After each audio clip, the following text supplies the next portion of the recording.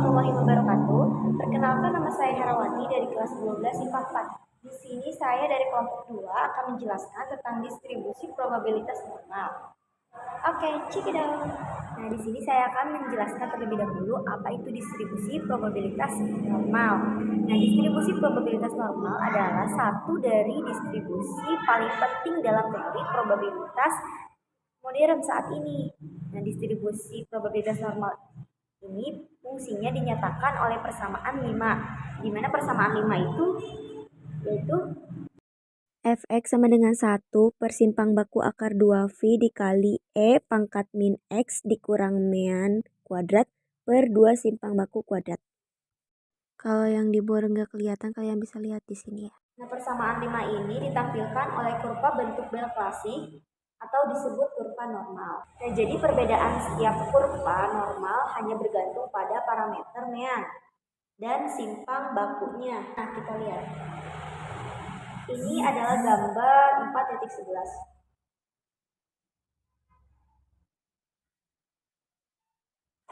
Nah, ini bisa dinyatakan dengan atau bisa juga disebut kurva normal.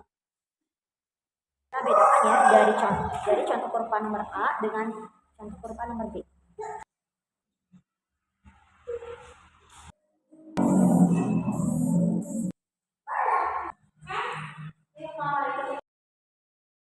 Kurva A menyatakan distribusi normal dengan rata-rata yang sama, tetapi simpangan baku yang berbeda. Sekarang kita bandingkan dengan kurva yang nomor 2. Ini kita buat dulu grafiknya, terus kita bentuk deh. Ini kurva-kurvanya. Ini kurvanya ada 2, yang B itu. Ini dia kurva yang B. Maaf ya, agak penyong-penyong gitu soalnya nggak bisa nggambar. Maaf. Kurva B menyatakan distribusi normal dengan simpangan baku sama, tetapi nilai rata-ratanya yang berbeda. Jadi, ada 2 grafik yang A dengan yang B itu sama. Tapi yang membedakan kalau yang A itu memiliki nilai mean yang sama, jadi meannya itu sama. Jadi 1 mean. Nah, kalau misalkan yang B ini, grafik B ini memiliki mean yang berbeda. Jadi meannya itu ada 1, 2, jadi terpisah gini. Sedangkan grafik yang A memiliki simpang baku yang berbeda. Nah, simpang bakunya itu beda, jadi jarak dari bukit 1 dengan bukit 2 itu beda. Kalau misalkan yang B, grafik yang B ini memiliki tinggi bukit yang sama. Ini dinamakan simpang baku yang sama, sedangkan nilai meannya berbeda. Sedangkan kalau misalkan yang A itu memiliki mean yang sama, sedangkan simpang bakunya berbeda. Perkenalkan, nama saya Dedi Aksai dari kelas 12 IPA 4. Bagaimanakah suatu distribusi data dikatakan berdistribusi normal? Suatu distribusi data dikatakan berdistribusi normal apabila data berdistribusi simetris, yaitu bila mean, median, dan modusnya sama. Nah, di sini ada beberapa karakteristik distribusi normal. Di antaranya yaitu sebagai berikut. Yang pertama, grafiknya selalu di atas sumbu horizontal X. Yang kedua, bentuknya simetris terhadap X dikurangi V. Nah, yang ketiga, mempunyai satu modus unimodal. Yang keempat, bentuknya mendekati sumbu horizontal X. Kita katakan grafiknya memiliki asimtot horizontal sumbu X. Nah, yang terakhir, luas seluruh daerah di bawah grafik selalu sama dengan satu satuan persegi. Bentuk kurva yang tidak memiliki kriteria di atas dikatakan memiliki distribusi tidak simetris. Distribusi mencek ke kiri atau ke kanan. Fungsi kepadatan probabilitas kurva normal yang dinyatakan oleh persamaan 5 cukup rumit, tetapi jika dihitung luas daerah yang diarsir pada gambar 4.14 adalah 68% dari luas total di bawah kurva normal. Ini berarti 68% dari hasil pengamatan terjadi dalam jangkauan X bar dikurangi sigma sampai X bar tambah sigma. Nah, di sini ada contoh gambar 4.14. Perkenalkan, nama saya Muhammad Rafli Farureja. Pada gambar 4.15 ditunjukkan bahwa daerah yang diarsir adalah 95% dari luas total di bawah kurva normal. Ini berarti 95% dari hasil-hasil pengamatan terjadi dalam jangkauan X bar negatif 2 sigma sampai X bar positif 2 sigma. Sedangkan pada gambar 4.16 ditunjukkan daerah yang diarsir adalah 99,7% dari luas total di bawah kurva normal. Ini berarti 99,7% dari hasil pengamatan yang terjadi dalam jangkauan X bar negatif 3 sigma sampai X bar positif 3 sigma. Halo, perkenalkan nama saya Uka Paujia. Di sini saya akan menjelaskan contoh soal mengenai distribusi probabilitas normal. Di sini terdapat contoh soal pengukuran terhadap diameter dari 2000 buah pasak memberikan diameter rata-rata 76,25 mm dan simpangan baku 0,15 mm. Hitunglah banyaknya pasak yang mempunyai diameter kurang dari 75,95 mm. Kita langsung ke penyelesaian.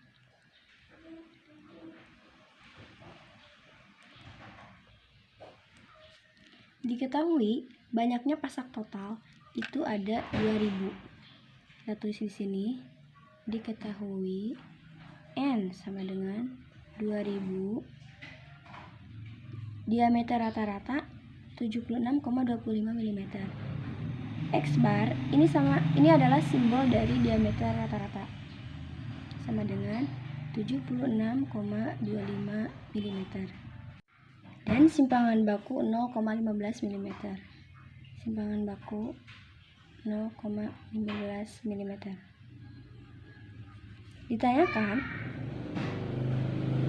Yang ditanyakan adalah banyaknya pasak yang mempunyai diameter kurang dari 75,95 mm. Jadi kita tulis aja di sini X sama dengan 75,95 mm. Kita jawab, beda X min X bar sama dengan X nya berapa? 75,95 mm min X barnya 76,25 mm. Dari sini kita dapatkan hasilnya akan menjadi 0,30 mm atau setara dengan min 0,3. Kita akan bawa yang ini karena di sini satuannya juga milimeter. 0,30 mm sama aja dengan min 2 dikali 0,15 mm. Kita sederhanakan menjadi seperti ini. Kemudian kita dapatkan X min X bar sama dengan, karena 0,15 mm itu sama dengan simpangan baku diketahui, maka kita langsung tulis aja min 2 simpangan baku. Seperti ini.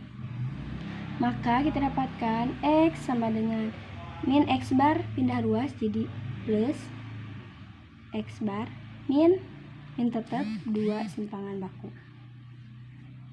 Kurang lebih kita dapatkan diameternya seperti ini. Karena yang diminta adalah menggunakan kurva distribusi normal, maka saya akan membuat kurvanya dulu, setelah itu saya akan lanjut.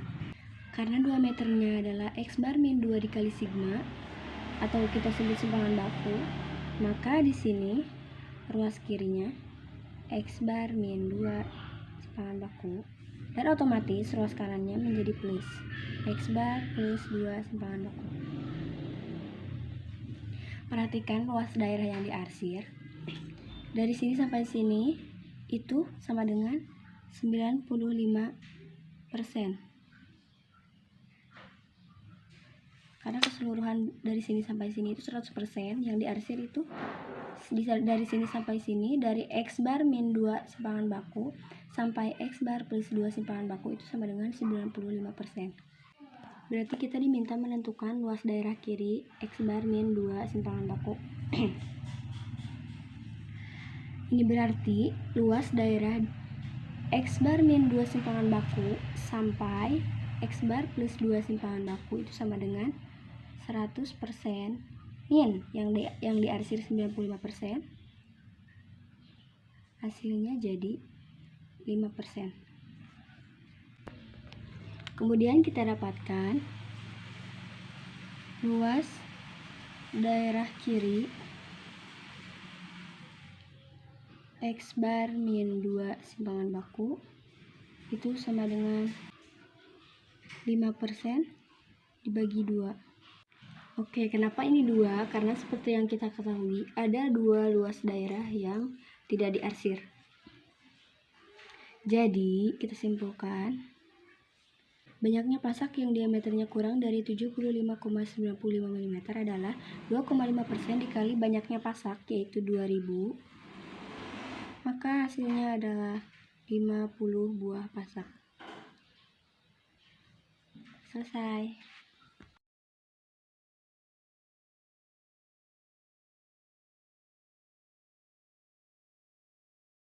Perkenalkan, nama saya Siti Sapitri Rizkia. Di sini saya akan mempresentasikan contoh soal tentang distribusi normal.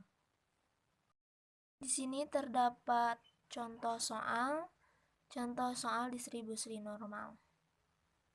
Oke, yang pertama-tama kita baca dulu soalnya. Kelompok data dinyatakan dengan data X yang berdistribusi normal dengan rata-rata 200 dan simpangan baku 50. Jika data tersebut terdiri dari 10.000 sampel, maka perkiraan banyak sampel yang memiliki nilai 210 dan 260 adalah titik-titik berapa buah sampel. Oke, kita lanjut ke penyelesaian. Oke, diketahui bahwa dari data tersebut kita ambil bahwa mu-nya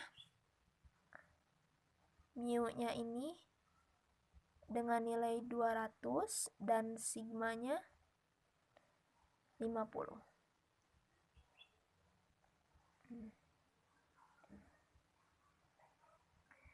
Nah, langkah yang pertama kita ubah dulu atau transformasikan dulu nilai 210 dan 260. Kita ubah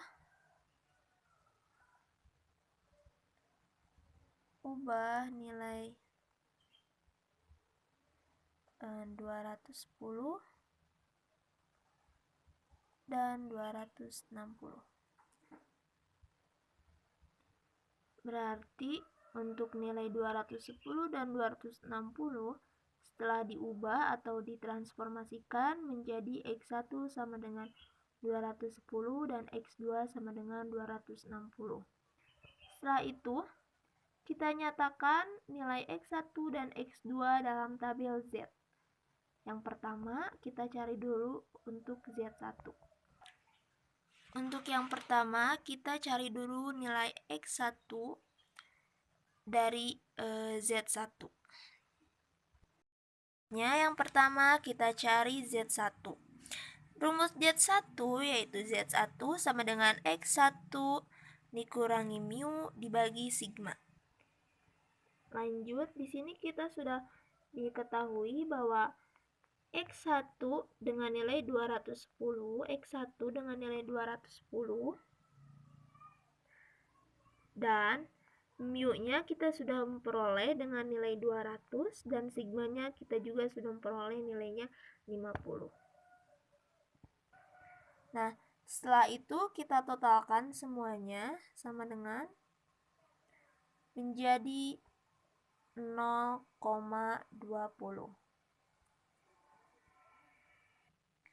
Lalu selanjutnya kita cari Z2.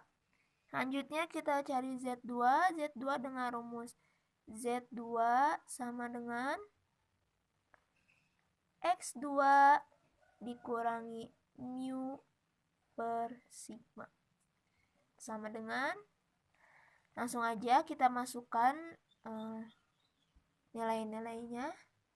X2 dengan nilai 260 dikurangi mu-nya 200 dibagi dengan sigma dengan nilai 50. Sama dengan totalnya menjadi 1,20. Nah, jadi artinya kita mencari luas di bawah kurva normal, yaitu P dalam kurung 0,20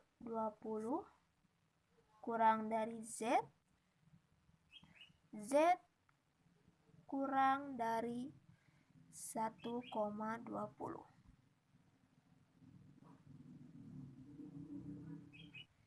Nah, dengan menggunakan tabel Z, maka diperoleh P dalam kurung 0,20 kurang dari Z dan Z kurang dari 1,20 sama dengan P dalam kurung Z lebih besar dari 0 dan Z kurang dari 1,20 dikurangi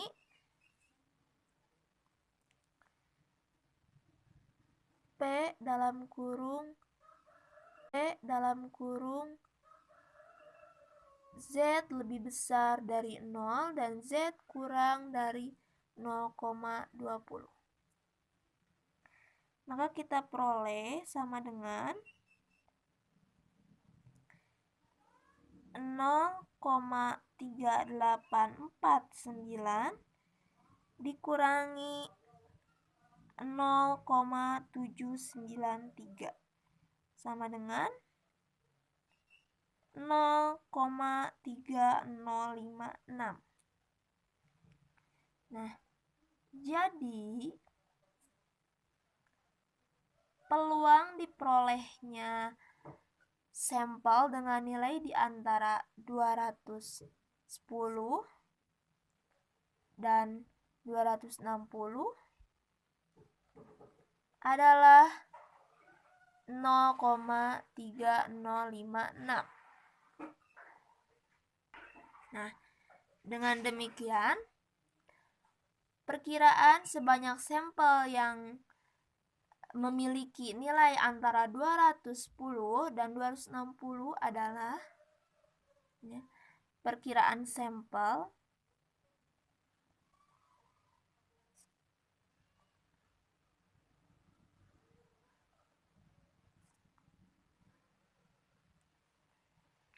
Nah, ini jadi perkiraan sampel yang memiliki nilai antara 210 dan 260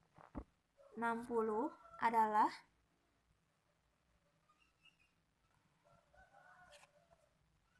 0,3056 dikali 10.000 sama dengan 3056. Nah, jadi peluang diperolehnya sampel dengan nilai di antara 210 dan 260 adalah 0,3056. Dengan demikian, perkiraan sampel yang memiliki nilai antara 260 dan 260 adalah 0,3056 dikali 10.000. Kenapa 10.000? Karena yang ditanyakannya berapakah banyak sampel jika nilainya 10.000. Jadi hasilnya 3056. Sekian presentasi mengenai distribusi probabilitas normal dari kelompok 2. Terima kasih, mohon maaf bila banyak kesalahan karena kami juga masih belajar. Assalamualaikum warahmatullahi wabarakatuh.